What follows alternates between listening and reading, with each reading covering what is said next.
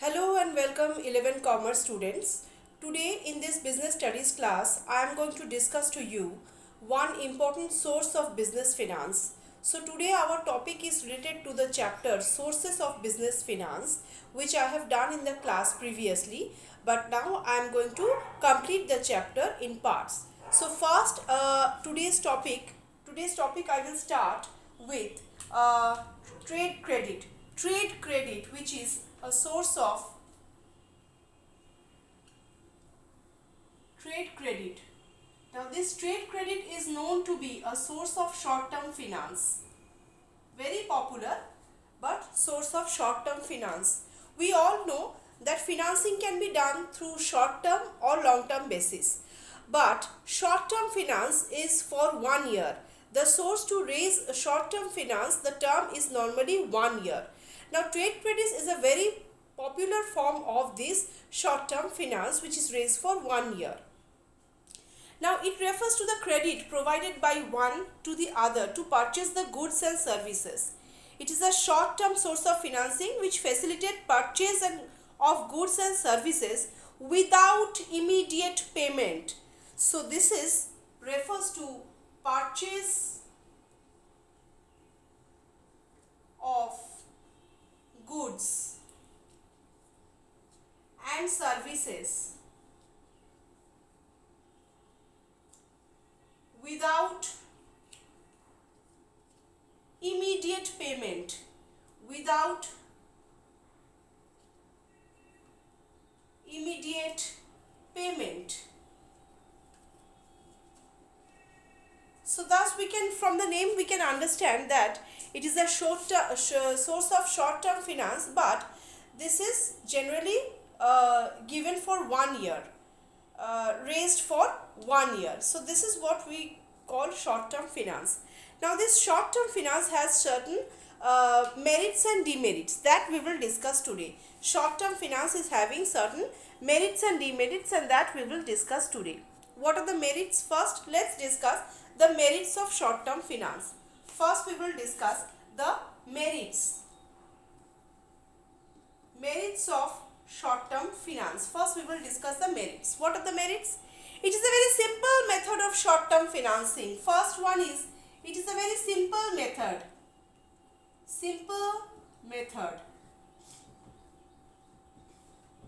of short-term financing.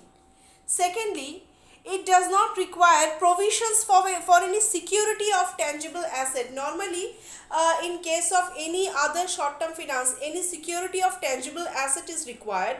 But in case of trade credit, no such security of tangible asset is required. So, no security or no provision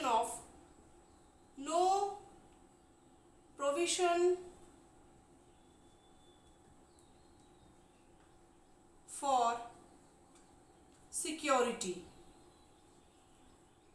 deposit. No provision for security deposit is another requirement.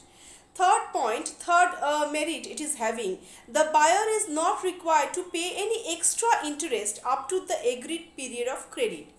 Does not require to pay any extra interest. Does not require to pay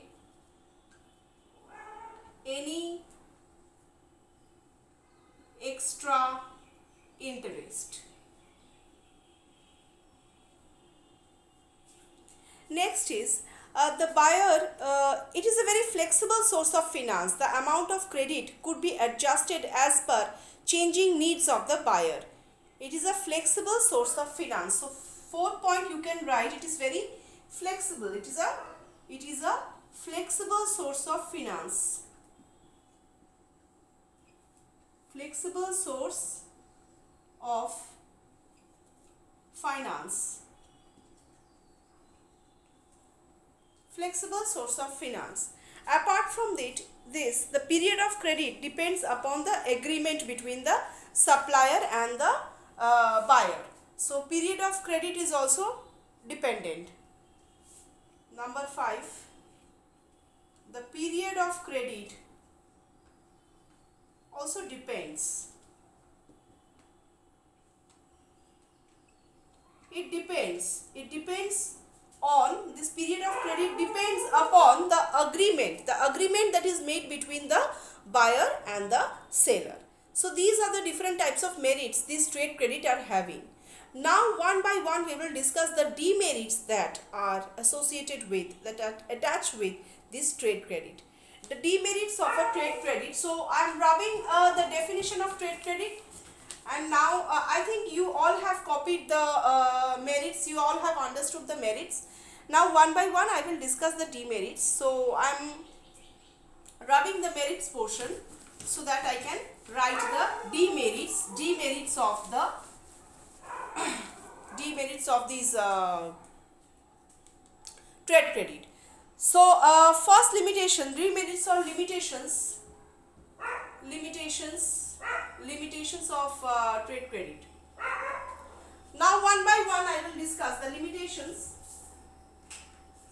of the trade credit. First limitation is only the buyers with financial reputation are allowed for trade credit facility. The buyers having good reputation can be allowed for trade credit. So buyers need to have good reputation, which is another limitation. So first limitation is buyers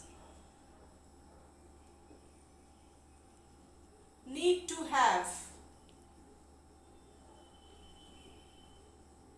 good reputation in the market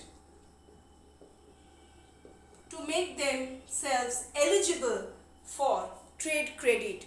Buyers need to have good reputation in the market to make them eligible for the trade credit. Buyers need to have good reputation in the market. This is first requirement. Second limitation that trade credit is having is the suppliers of trade credit may charge higher prices when customers supplies on more trade credit.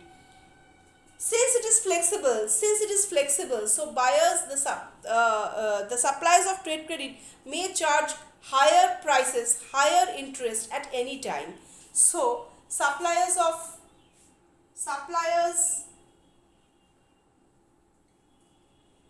may charge higher prices.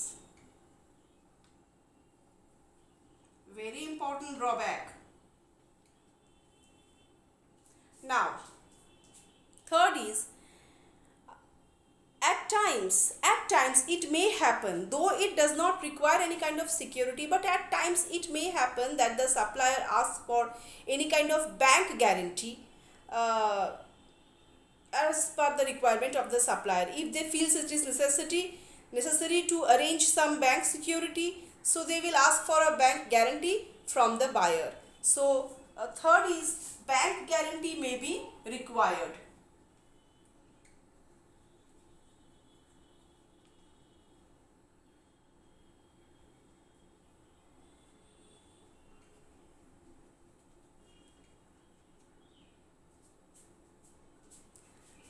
Easy availability of trade credit money induce a firm to overtrading. So there is always a risk of overtrading in case of trade credit. So risk of overtrading. These are the important limitations. Because it is very easily available. That's why overtrading may take place. For 1 year, no such security required, only bank guarantee is required, and it is very flexible in nature. For that reason, many drawbacks can come out. So these are the drawbacks and merits that the trade credit are having. So I hope whatever I have explained today about trade credit, the merits and demerits of trade credit, you have understood well. In my next class, I will come up with some other important source of business finance from this chapter, Business Finance of Business Studies. Till then, goodbye.